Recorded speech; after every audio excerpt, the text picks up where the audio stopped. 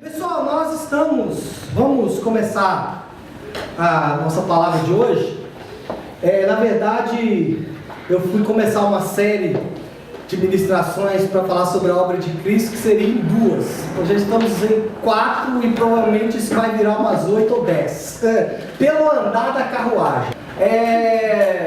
Nós vamos tentar hoje falar sobre santificação e adoção. Pastor, santificação é um negócio simples, já ouvi muito. Irmãos, eu glorifico a Deus, principalmente pela minha mãe, nesse caso. Meu pai está aqui, eu tenho o privilégio de poder pregar para meu pai, mas a minha mãe, ela sempre me arrastou para a igreja. E arrastava mesmo. E eu não me lembro de nenhuma pregação do pastor Afonso, nenhuma. Eu sei que era duro, porque o bicho suava igual tampa de chaleira, porque ele mandava um terno, uma gravata, e não tinha de ar-condicionado, não. E o cara suava e gritava e gesticulava, e eu sei que o povo saía de lá querendo me converter. Eu não lembro de nenhuma pregação, mas eu não consigo me esquecer daquele ambiente. Irmãos, eu sinto o cheiro daquele lugar. Sinto o cheiro daquele ambiente do Espírito. Por que eu estou falando isso? Porque você já aprendeu muita coisa sobre santificação e sobre santidade. E eu gostaria de te fazer um desafio nessa manhã. Preste atenção. O desafio que eu quero fazer para você, você que já está conectado aí no Instagram? Tá, as meninas estão aqui. Ah, muito bem. Beijo para vocês, meninas. Tá frio aí? Vamos entrar, porque a conexão da Mônica. Tá muito ruim. Na hora que elas entraram, tá. Falar em frio, a Kelly tá a menos 5 graus lá na Índia, viu, pessoal? Já mandou a mensagem, depois eu vou até colocar no grupo lá para vocês ouvirem. É impressionante. Aqui tá 5 graus, pastor! Tem Deus para todo lado, mas eu tô aqui amando esse lugar. Eu falei, meu Deus, é doida mesmo. Só crente mesmo, né? Bom, a rede diz que ela mostrou o passaporte assim, falando assim, mas já tá indo pra Disney, né? Aqui é o meu passaporte pra Índia! Aí parece que ela tá indo pra Paris, pra Disney, né? Eu vou. Bom, eu quero te pedir algo nessa manhã.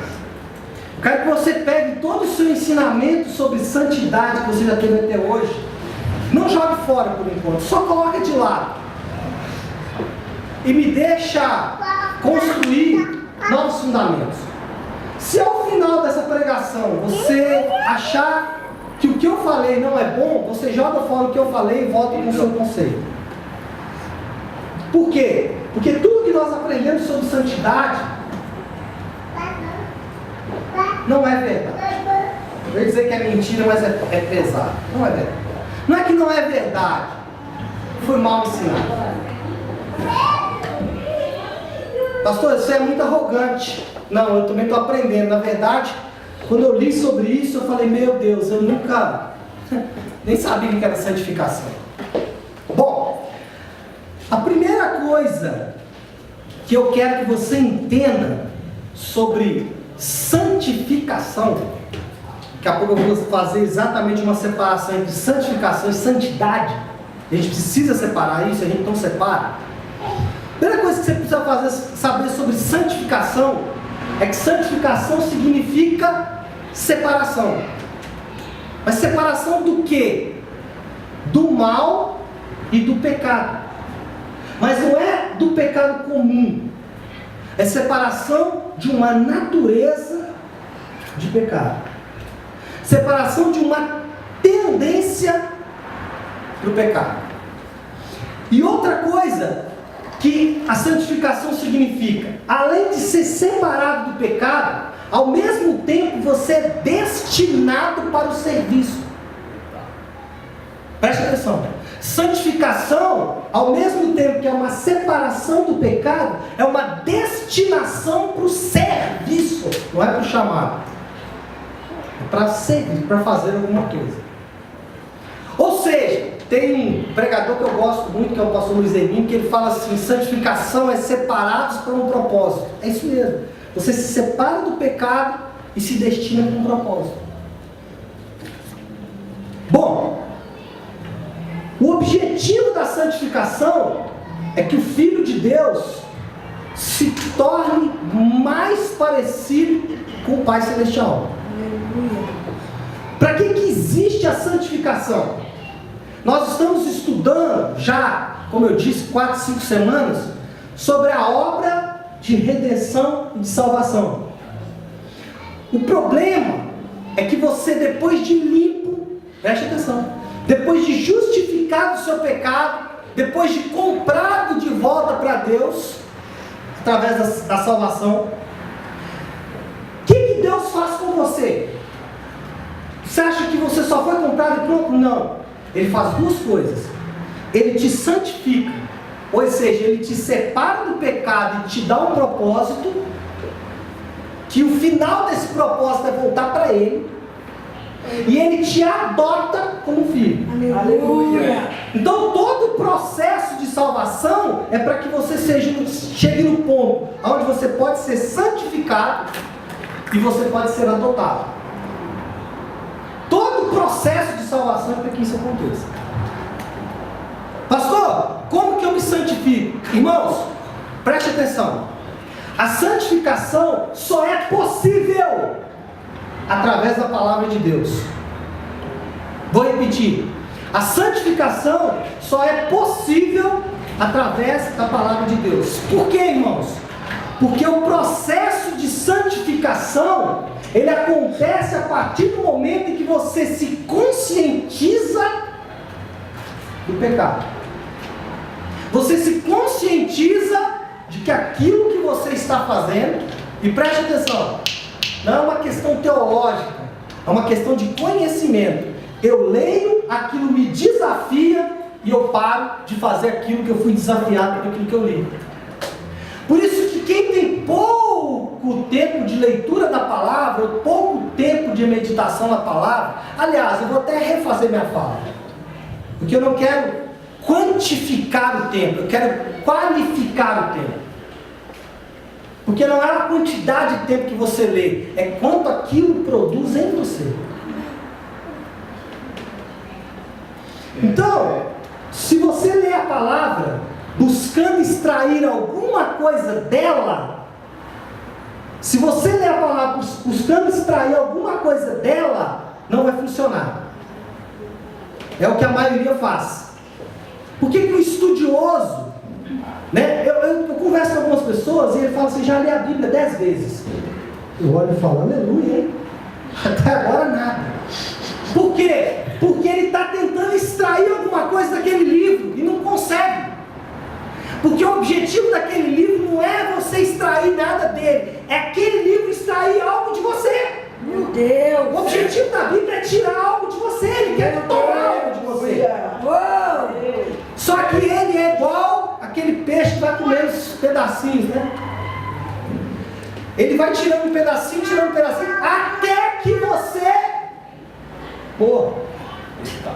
Porque no fim esse é o objetivo. Bom, o que é santo? Agora eu vou falar de conceito. O que é santo? A palavra santo. Santo, no grego, é haios, ou aigos. No hebraico, é kadosh. Isso significa santo. Bom, o que é no dicionário aí, pastor Léo? Verdadeiramente. Quando estava escrito lá no hebraico, por exemplo, kadosh, o que o autor daquele texto que escreveu lá kadosh, o que ele queria dizer? Kadosh é aquele que se separa do mal e se dedica ao serviço divino. Separa do mal e se dedica ao serviço.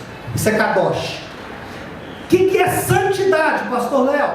Santidade é perfeição moral. Santidade é perfeição moral. A santidade, ela tem dois aspectos separados. Primeiro, santidade, como eu já disse, separação do mal e do pecado. Segundo, dedicação completa ao serviço e ao reino de Deus. Veja esse texto, não precisa abrir, nem está aí, só quero ler para você. 1 Tessalonicenses 4,3, sabe o que diz? Pois esta é a vontade de Deus, a vossa santificação e que abstenhais da prostituição. Então primeiro eu te tiro do mal, a vossa santificação, depois eu te dou um propósito, não pratique mais a prostituição. Entende o que é separação e propósito? Amém.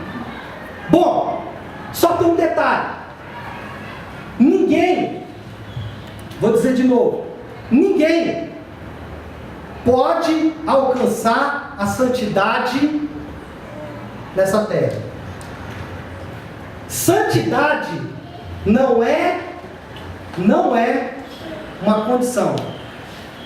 Você nunca vai estar na santidade, porque a santidade é o fim do caminho. Então o que eu estou, pastor Léo? Eu estou em processo de santificação. Santidade é o fim, santificação é o processo. Então o que Deus está fazendo é te santificando para a santidade. Aleluia. Ele está te santificando para um dia você ir para a santidade. Então, isso aí desmistifica o homem. Porque nós gostamos de mistificar o homem. Nós temos os nossos ídolos. Seja um ídolo católico, seja um ídolo espírita, ou seja um ídolo evangélico. Nós gostamos de ter alguns ídolos. Só que a gente precisa entender que não existe ninguém santo a não ser o nosso Deus. Amém. Nós vamos passar por um processo de santificação até alcançarmos a santidade. E aí estarmos prontos para voltar para Ele. Dito isso, meus irmãos,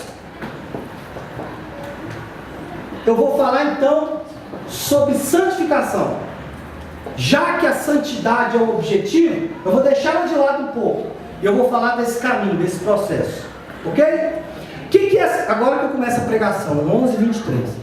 O que é santificação, pessoal? Santificação é o estudo do lado prático da salvação. Até agora, nós falamos de coisas que nós não podemos pegar, porque ainda não é o resultado. A santificação é o resultado de tudo aquilo que foi feito anteriormente em nosso espírito pela obra da cruz. Regeneração, redenção, justificação, reconciliação, através da expiação, da propiciação, tudo que nós já estudamos. A santificação é o que isso tudo produz em mim.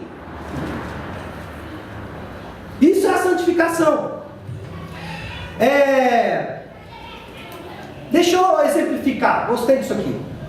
Com a justificação, você é justo diante de Deus. Você é justo diante de Deus. Amém. Olha aqui para mim. Todos os seus erros foram anulados. Mesmo os seus erros do passado. Glória a Deus.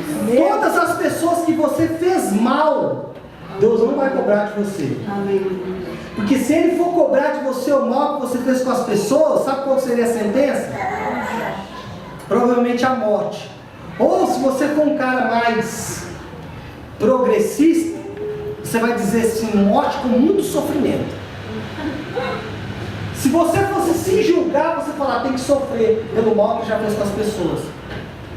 A justificação é exatamente isso. Ele fala assim, não, você não tem que sofrer. Eu sofro por você. Meu Deus. Isso é a justificação. Então, na justificação, nós temos uma mudança em relação a Deus. A nossa condição diante de Deus era de alguém condenável, ou pelo menos passível de uma punição. Essa era a nossa condição. Na justificação, esse status muda. Justificação faz com que Deus olhe para você e fala assim, é digno, Meu Deus. é justo. Ai. Na santificação, Peraí que eu estou apertando as carrapetas aqui que ela me deixa pedir de vez em quando. Na santificação, irmãos, nós temos uma mudança com relação ao nosso caráter. A justificação nos muda com Deus. A santificação nos muda com os homens. Aleluia. A justificação nos muda com Deus. Nos muda com Deus. E a santificação nos muda com Meu os Deus. homens. Vertical e horizontal. Então, tudo que a obra da cruz faz para te tornar reconciliável diante de Deus é para que você seja reconciliado com os homens. Meu Deus. Por isso que igreja tem que ter gente. Por isso que igreja tem que ser para um moer o outro. Aleluia. Eita. Por isso que ministério é um lugar de... E que muita gente corre porque não quer ser limado. Não quer. Eu tinha muito problema com crítica. Muito. Até que eu entrei no ministério. E hoje eu não tenho problema mais, irmão. E como diz o meu primo, fale mal, mas fale de mim. Agora eu tenho um problema, que é o mesmo que Jesus tinha. Ele tinha problema com hipocrisia. Eu ainda não consegui trabalhar isso em mim. Porque ele ficava bravo com os fariseus, por quê? Porque eles faziam cara de santo, mas estavam pensando o quê? Esse cara é blasfemo. Ele falava assim, por que você não fala? Porque se você fala para mim, eu posso te ensinar. Mas se você guarda para você, ou fala com o outro, não tem o que eu fazer. É tão louco isso, irmãos, que Judas deu um beijo nele. Judas deu um beijo em Jesus e o traiu. Não é isso? E o que ele chamou Judas? Amigo. Por quê? Porque Judas estava traindo ele, mas estava enfiando ele no propósito dele, porque o propósito dele era a cruz. Meu Deus. E Pedro?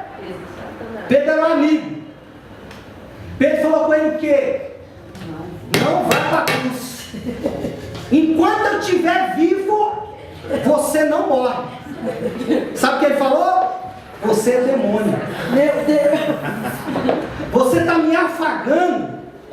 E você não devia fazer isso. Então, queridos, por que eu estou dizendo tudo isso? Para falar do ministério. Ministério é esse lugar onde nem sempre você vai ouvir o que gostaria. Irmãos, glória a Deus. Eu estava ontem lembrando, eu tenho uma bagagenzinha para trás aqui que você não vê, de 20 anos de ministério.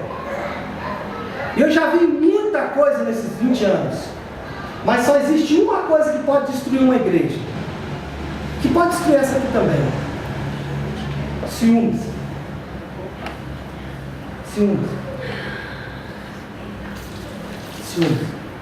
Bom, vamos falar de santificação? Deixa eu começar a fazer uma diferenciação aqui entre santificação e santidade. Abre aí para mim, vai ser projetado para você aqui, Isaías, capítulo 1, versículo de número 18. Esse texto é bem conhecido, principalmente a parte final dele. O segundo versículo, a sequência, né, que está ali no 19, se quiserdes e me ouvirdes, comereis o melhor dessa terra. Todos nós já ouvimos esse texto, mas poucos leem o anterior. E é importante você ler o anterior. Por quê? O que diz Isaías, capítulo 1, versículo 18? Vinde, pois, e arrazoemos. Olha só o convite de Deus para você. Preste atenção aqui em mim. Um convite de Deus para você. Vamos meditar nisso, é o que ele está falando. Vinde, pois, e arrazoemos. Vamos conversar sobre esse assunto. Qual é o assunto que Deus quer conversar com você? Ainda que os vossos pecados sejam como a escarlata, É difícil que esse termo não existe mais. Mas escarlata é um vermelho forte. Da cor da camisa do nosso amigo ali. Bem vermelhão. Ele fala, ó, mesmo que o teu pecado seja como a escarlata. E aqui havia um outro detalhe. Naquela época, não havia alvejante, nem vênis. E as roupas não tinham cor, porque era difícil colorir uma roupa. Hoje é fácil, mas naquela época tinha que se extrair uma tinta de alguma planta para poder então colorir de azul, de vermelho. Então a maioria das pessoas era aquela roupa parda, né? O off-white. Hoje está na moda, é off-white, né? Mas era aquele branco sujo, né? Sabe aquele branco sujo, aquele branco encardido? Hein? Encardida de areia e poeira do deserto. Encardida de areia e poeira do deserto. É bem essa definição. E era ruim porque é o seguinte, se caísse alguma coisa que manchava aquele pano, irmão, era literalmente um inferno para limpar. Então quando ele fala assim, mesmo que a sua sujeira seja como vermelho, que era a cor mais difícil de ser limpa, o mais difícil de tirar era o vermelho. Ele fala assim, olha, vamos pensar junto, ele falando, mesmo que o seu pecado, mesmo que o que você tenha feito seja muito grave, mesmo que isso tenha acontecido, ele fala assim, eles se tornarão brancos. Aleluia. Aí ele começa a distinguir. Ele fala assim, se tornarão brancos como a neve, primeira coisa. E ele continua, ainda que sejam vermelhos como o carmesim, se tornarão como a lã. Preste atenção. Ele fala, se tornarão brancos como a neve ou brancos como a lã. A pergunta é, por que ele falou branco como a neve e branco como a lã? Será que ele estava querendo reafirmar uma ideia? Que vai ficar muito branco? Não. Porque senão ele ia falar, vai ficar branco, branquíssimo.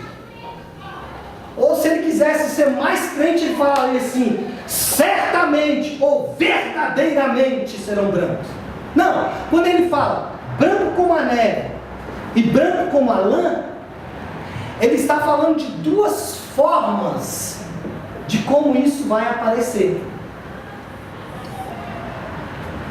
Branco como a lã me fala de algo que vem do céu. Desculpa, branco como a lã não. Branco como a neve me fala de algo que vem do céu. E que eu não tenho muito controle sobre ele. Que é algo que desce para mim e eu apenas tenho que usufruir. Agora, branco como a lã fala de algo que nasce no interior e vem de dentro para fora. Aleluia. Então o que ele está querendo dizer é o seguinte: a santificação é algo que primeiro virá do céu, segundo brotará dentro de você. Aleluia. Primeiro vem do céu e depois brota de dentro de você.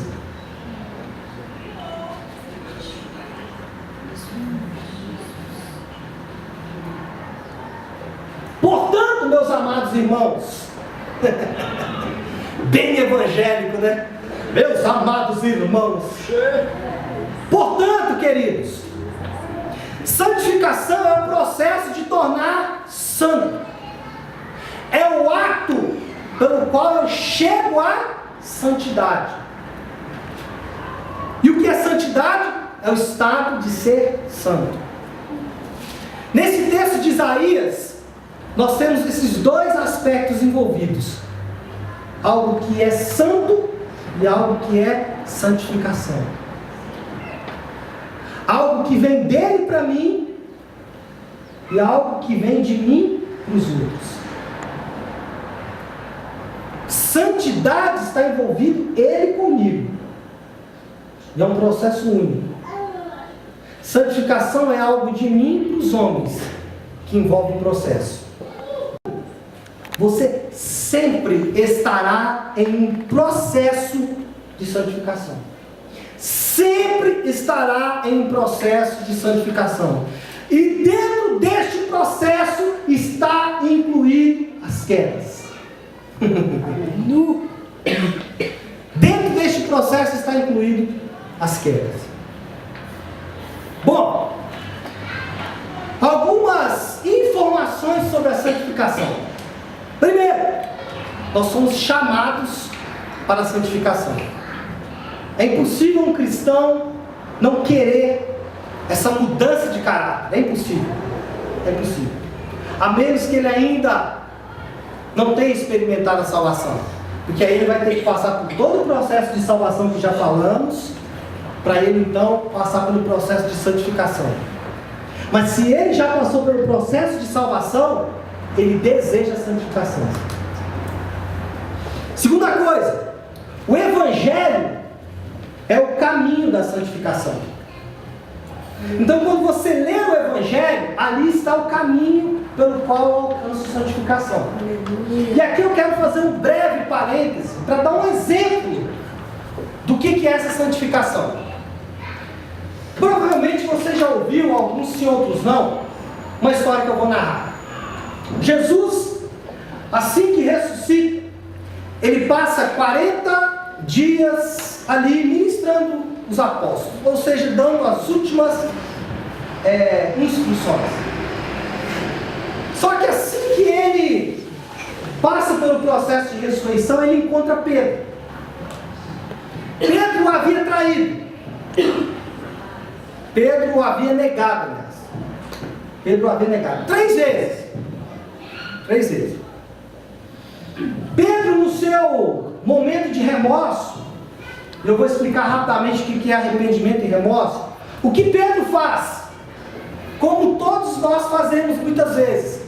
Quando erramos, nós não vamos para o Pai. É a natureza adâmica. Porque quando Adão erra, o Pai vem e oferece o que? Amor. O Pai fala: Adão, onde você está? Deus procura Adão. E Adão se esconde. E essa é uma tendência humana. De quando erramos, nós nos escondemos. Pedro, quando ele errou, porque ele traz Jesus, ele nega Jesus, o que ele faz? Ele volta para trás no processo. O que ele vai fazer? Pescar.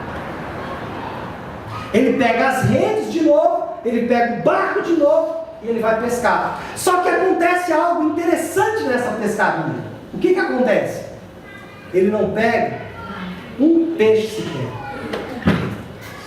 E provavelmente ele deve ter falado: eu estou enferrujado, fiquei 3 anos sem pescar, já não sei mais como pescar. Mas não era verdade. Ali havia uma figura muito linda da santificação. Quando Pedro chega na praia, quem está na praia? Jesus. E o que havia na praia, além de Jesus? Peixe achado. Peixe e pão fresco, a Bíblia diz. Olha aqui para mim. Santificação não envolve o que você faz. Enquanto você ficar tentando lutar com a rede, com o barco, com o mar, com a noite, você não vai fazer nada.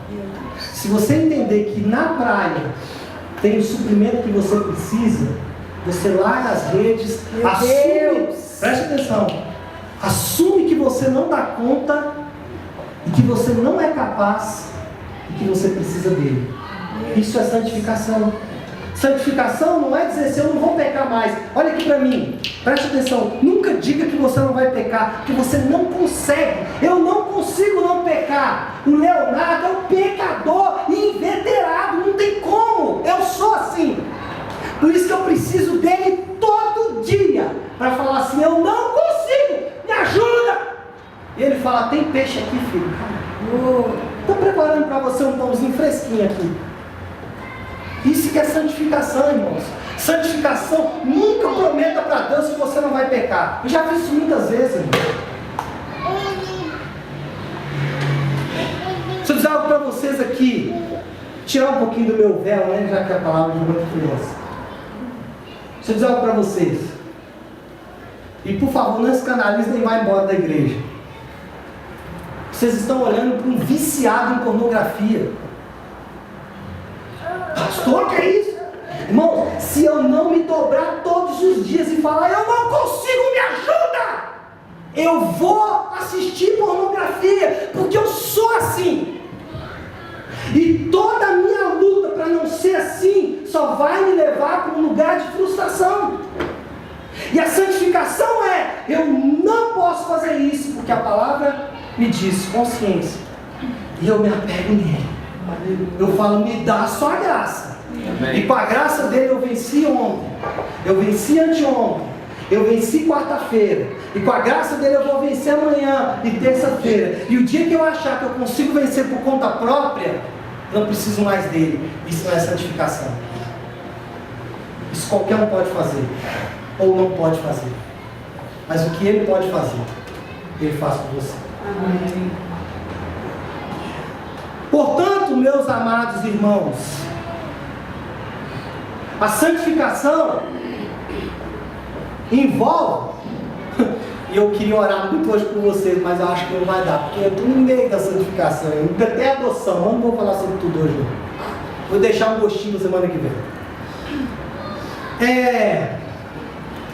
A santificação envolve dois aspectos.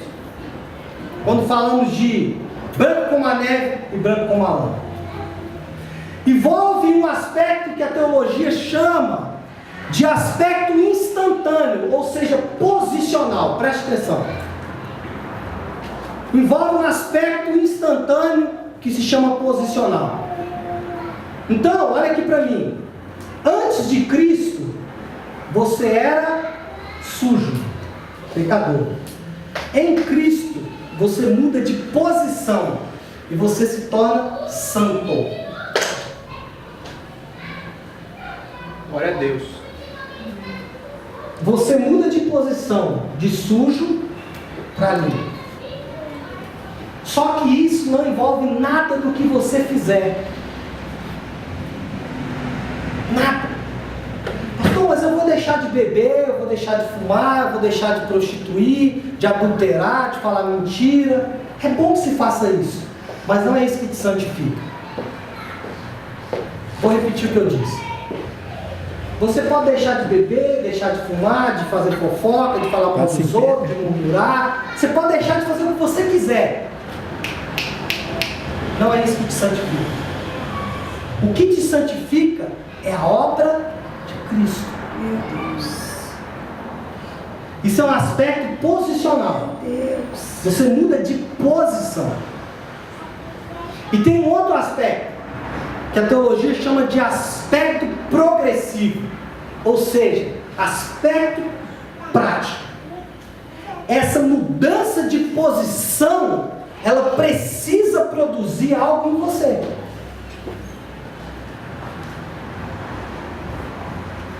E o que esse aspecto progressivo, aspecto prático, produz em você e em mim? Produz algo que eu vou falar muito nos próximos dias, que chama-se arrependimento. Mas eu vou tentar te ajudar a entender o arrependimento. Porque, eu até falei isso para a Rê semana passada, né? Eu nunca entendi até estudar isso. Como é bom estudar, irmãos. Se eu fosse um pouco mais macho, eu largava tudo e ia estudar.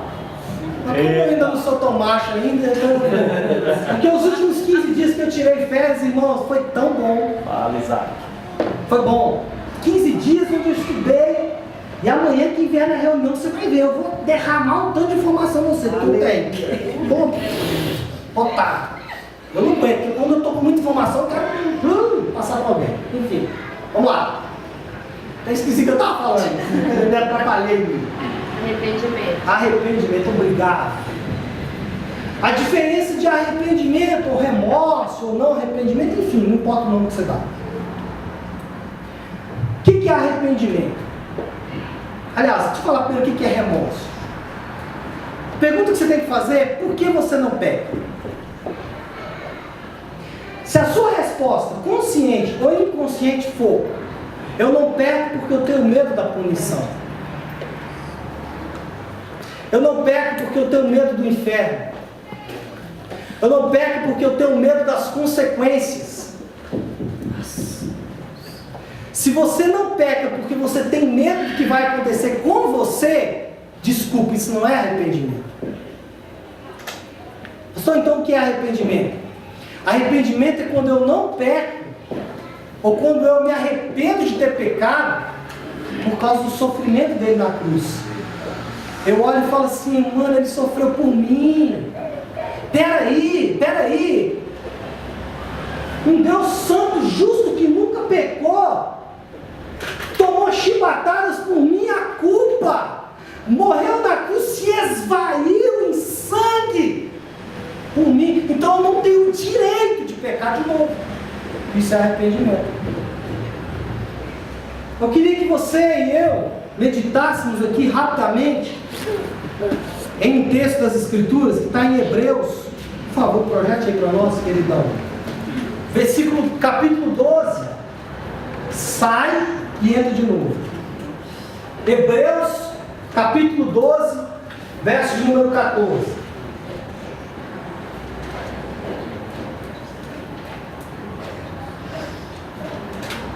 Olha o que diz esse texto. Segui a paz com todos e a santificação. Preste atenção. Sem a qual ninguém verá o Senhor. Portanto, atentando diligentemente. Preste atenção no verbo. Não sei se atentando. Não sou muito bom de português não, pessoal. Acho que é verbo mesmo, né? Atentando diligentemente. Ou seja, preste atenção, irmãos. Vou te ajudar a santificação agora. Atentando diligentemente ao quê? Para que ninguém seja faltoso. E aqui entra a religião. Porque a religião fala assim: você não pode ser encontrado faltoso, senão você vai para o inferno. Você não pode ser encontrado faltoso, senão Deus vai te punir. E ele ainda usa versículo bíblico: o salário do pecado é a morte. Mas nem continua o versículo, o ordinário da religião. Religioso. O salário do pecado é a morte. Então o Senhor está vindo com grande ira para lhe matar. Aleluia. Mas eles querem te falar que o dom gratuito de Deus é a vida. E o salário do pecado é a morte mesmo. Por isso que ele morreu por mim e por você. Ou seja, a primeira parte do versículo já aconteceu. O salário do pecado é a morte, ok. Então, o que Jesus falou? O salário do pecado é a morte? Então dá cá esse salário para mim, eu assumo ele, porque eles não têm como morrer. Eles não aguentam a morte, deixa que eu aguento. Meu Deus. Eu assumo esse salário, dá cá esse salário para mim. Eita. Mas ele te toma o salário, mas o que ele te dá? Ok, já que eles não têm salário, eu dou a vida para eles. Meu Deus. Eu tiro o salário que é a morte, dou outro salário. O salário agora é a vida. Glória a Deus. Bom, vamos voltar para Hebreus. O que a religião ensina? E o que nós como pais ensinamos? Eu gosto de ensinar isso. Aqui é porrada mesmo. Desculpa a palavra. Se você errar, vai apanhar. E vai mesmo. Tem muitos anos que ele não apanha. Glória a Deus. Milicia. Mas enfim. Eu estou com tanta preguiça até de bater. Estou brincando. O que nós fazemos? A religião ensina: pecou, apanha. Se beber, vai para o inferno. Se adulterar, vai para o inferno. Se prostituir, inferno. É claro, irmãos, que eu não estou tirando aqui o peso que você tiver uma vida assim, você realmente vai. Mas note, olha aqui para mim. Quem é santificado verdadeiramente, ele não consegue mais viver no engano. Porque a consciência dele se torna fogo dentro dele, falando que errado, e aí ele tem que mudar. Mas enfim, isso é um outro aspecto. A religião ensina que se você pecar, se você for encontrado faltoso, você vai ser punido. Mas olha o que o escritor de Hebreus diz, preste atenção. Atentando diligentemente para que ninguém seja faltoso, separando-se da graça. Meu Deus. Irmão, o problema do pecado não é que ele te leva para o inferno, é que você se separa da graça. Meu Deus. Ai. Se separa da graça. Se separa de todo o favor de Deus para você. Se separa de tudo aquilo que Ele fez para você. Então, muda o aspecto. Preste atenção. O problema do pecado não é a punição. O problema do pecado é que a punição vai cair em Cristo. Meu Deus. O problema do pecado é que a punição vai cair em Cristo. Bom, vamos continuar lendo. Ainda tem mais coisa boa aqui. Nem haja alguma raiz de amargura que brotando vos perturbe, e por meio dela muitos sejam contaminados. Versículo 16. Nem haja algum impuro ou profano, como foi Esaú, o qual por um repasto, por um prato de lentilhas, vendeu seu direito de primogenitura. Pois sabeis que posteriormente, querendo herdar a bênção, qual bênção? A bênção do perdão, foi rejeitado, pois não achou lugar de... Preste atenção. Qual foi o problema de Esaú? Não achou lugar de arrependimento. Ele não conseguiu mais entender que o problema, o erro dele, não estava trazendo punição para ele. Esaú não conseguia entender que o erro dele estava agredindo Deus. O erro dele estava agredindo Deus. Ele não conseguiu lugar de arrependimento, embora com lágrimas buscasse. É o que eu sempre digo, preste atenção. Arrependimento, às vezes não precisa nem chorar, porque não é a choradeira que traz a cura, é o entendimento. Está em casa, né, amigo? Isso é bom demais, pessoal. Só atrapalha mais vocês do que eu. Não atrapalha em nada. Criança no culto é bom demais. Ele está em casa. Isso é bênção. Bom, vamos terminar isso, pastor, que já são 11h53. Deixa eu ver o que eu vou ter que tirar aqui para a gente poder tentar concluir alguma coisa.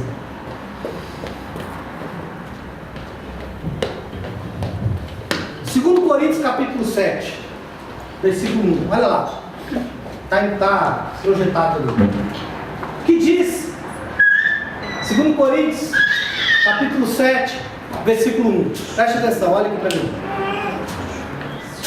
Tendo, pois, ó amados, tais promessas. Quais promessas que ele está falando? Não é promessa de um carro novo, nem de uma casa, nem de um marido. Não. Quais promessas? As promessas da graça. Quais são as promessas da graça? Regeneração, redenção, reconciliação, justificação. Então o que o apóstolo está dizendo é o seguinte, preste atenção. Tendo, pois, ó amados, tais promessas, por causa dessas promessas, porque eu tenho essas promessas, purifiquemos de toda impureza, tanto da carne como do espírito. Como que eu faço isso? Agora que vem a chave, ó. Você nunca entendeu isso, né? Vai entender agora. Aperfeiçoando a nossa santidade no temor de Deus. Meu Deus. O que esse finalzinho do versículo me ensina? Que a santidade pode ser aperfeiçoada. Olha isso. E que ele vai produzir em você sempre uma sensação de que alguma coisa não está boa. Ei, meu Deus. De que ele precisa melhorar. Então sempre você vai ter uma sensação de que alguma coisa precisa melhorar. O que é isso? Isso é o temor do Senhor. Por isso que Salmo diz que, agora eu não sei se é isso mesmo, mas eu vou tentar parafrasear, que a sabedoria é o temor do Senhor. Por quê? Provérbios? Está lá. Está na Bíblia. Procura o que você acha. Vai lá que acha. Por quê, irmãos? Presta atenção. Quanto mais eu temo, e o que é temor? É medo? É o quê? Presta atenção aqui, eu vou te dar o checkmate. Vou tentar, porque preciso. As horas, sou refém do relógio. Temor é respeito. Então, quando eu temo a Deus, eu respeito o que Ele fez por mim. Oh. Temor é respeitar. Eu preciso respeitar o que Ele fez por mim, ué. Isso é temor. Meu Deus. 1 Tessalonicenses 5:23. Estou dando uma corrida aqui, irmão. Tinha coisa boa para falar. 1 Tessalonicenses 5:23. Olha lá, ó. Olha aqui para mim. Aliás, olha lá e olha aqui. Um olho no peixe, outro no gato. No caso, o gato sou eu, aleluia. É verdade, amor. É mais gato de todos. Vamos lá, concentração. Você tirando O a... gato é o peixoto, é verdade. O peixoto é o gato. Cadê a massinha? É gato pra cá, gato pra lá. É uma gataiada danada. Eu acho que ele é o peixe de peixoto e você é o gato. Não. Vamos lá, gente. Eu preciso terminar. Concentre. Desculpa, eu devia ter falado. Atrapalhou o negócio. Vamos lá. Volta. Olha lá. 1 Tessalonicenses 5:23. Olha o que o autor de Tessalonicenses, que é Paulo, diz. O mesmo Deus da paz. Por que ele fala o Deus da paz? Ele está falando do Deus que produz paz em nós. Como que nós temos paz? Pela obra da salvação.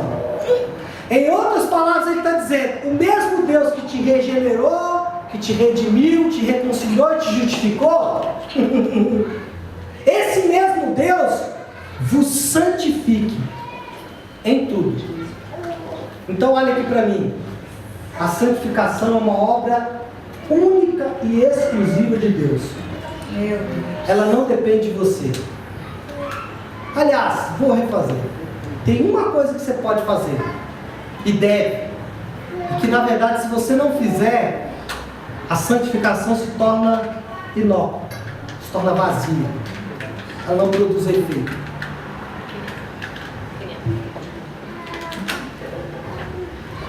Qual que é a parte que eu devo fazer, pastor Léo?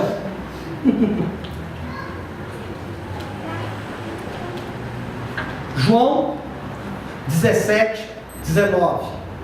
Palavras de Jesus. Olha lá o que ele diz.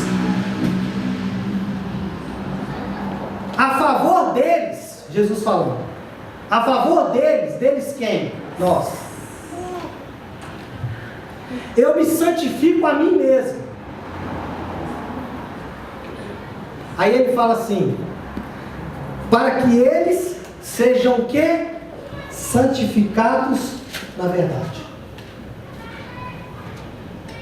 Ser santificado na verdade está incluindo duas coisas. Ser santificado na verdade, primeiro é você conhecer a verdade. Qual é o princípio da libertação? Conhecereis a verdade e a verdade vos libertará. Esse é o princípio da libertação. Sem verdade não há libertação. Mas libertação de quê, pastor Léo? De demônios? Porque quando falamos de libertação, a pessoa já sai aqui, arreta, está em preto, velho. Não é isso. Libertação o que é? É libertação da escravidão do pecado. Preste atenção, pastora Flávia. Não distrai o povo. Preste atenção. Libertação é da escravidão do pecado, da posse que o pecado tinha minha e sua. A verdade, ela produz essa libertação, porque você fala assim: eu não sou mais preso. Aleluia. Glória a Deus. E a santificação, na verdade, também produz algo. Preste atenção que aqui agora eu vou tentar fechar, aleluia, pela segunda vez nessa manhã. Tudo que a sua consciência condenar se torna condenável. O que é isso, pastor Léo? Se a sua consciência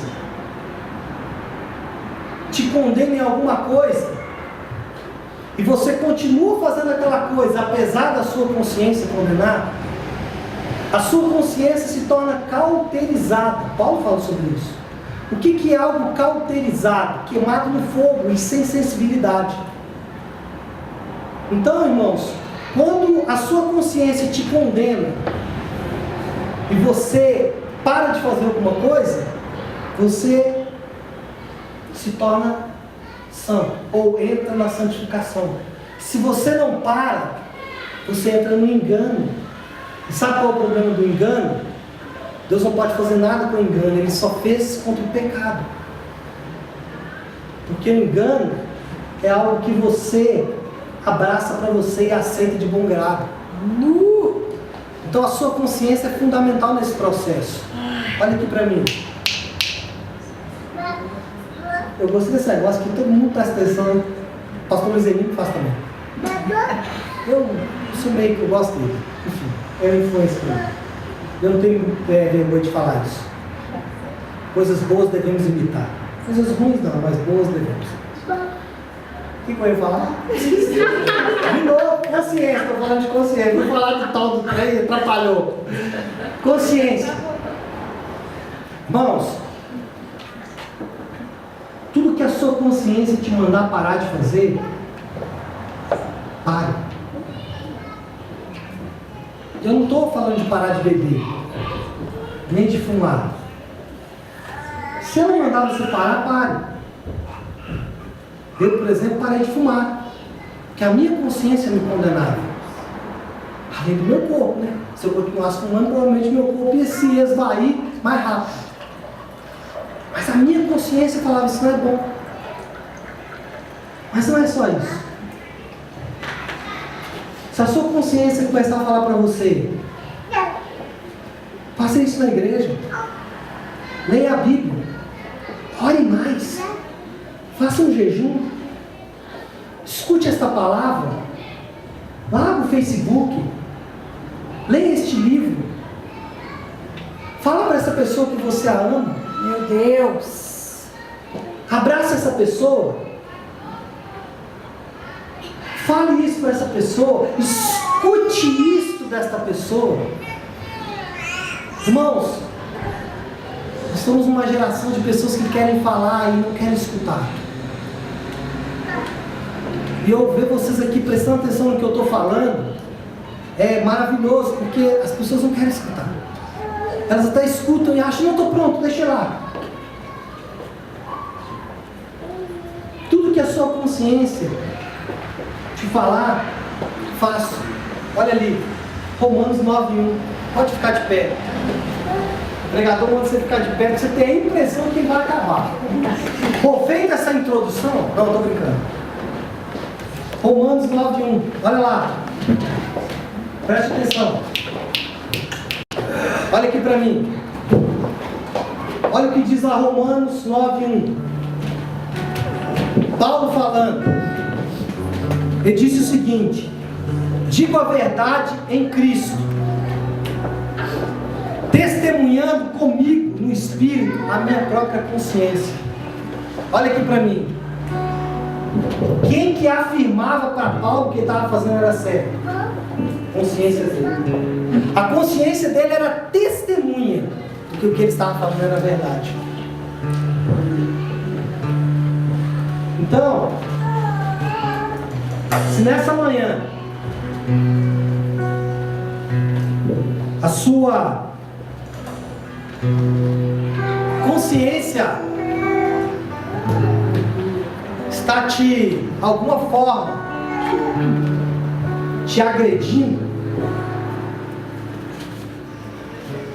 eu queria orar por algo nessa manhã e eu talvez vou fazer. Se a sua consciência está dizendo para você que é hora de você parar tudo na sua vida, se a sua consciência está dizendo para você, pare de fazer isso, porque talvez você entrou aqui nessa manhã como Pedro, talvez você entrou aqui cansado já de lutar com o bar, de lutar com o mar, de lutar com as redes.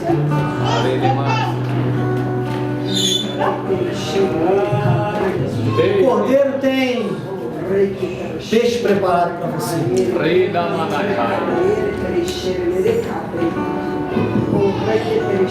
Eu tenho um recado para te dar. Feche seus olhos. Tem muita movimentação. Eu queria que parasse toda a movimentação aqui, toda. Esse é o momento que o Espírito Santo vai selar essa palavra. É importantíssimo, importantíssimo. Não se mova. Feche os olhos.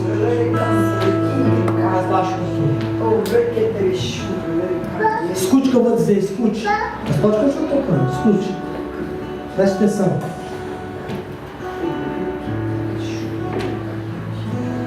Se você se sente sujo, se você se sente mal pelas suas atitudes, se muitas vezes essas atitudes elas são recorrentes e você não consegue, você caminha um tempo, mas a solidão vem e toma conta de novo, você acaba fazendo aquilo que a sua consciência te falou para não fazer.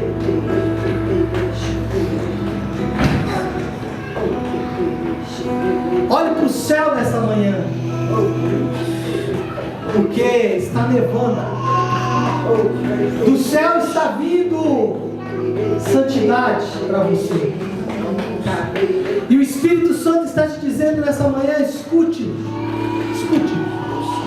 Ele te torna santo agora. Seus pecados estão cancelados e anulados. E a punição, você não vai ser mais punido pelo seu pecado.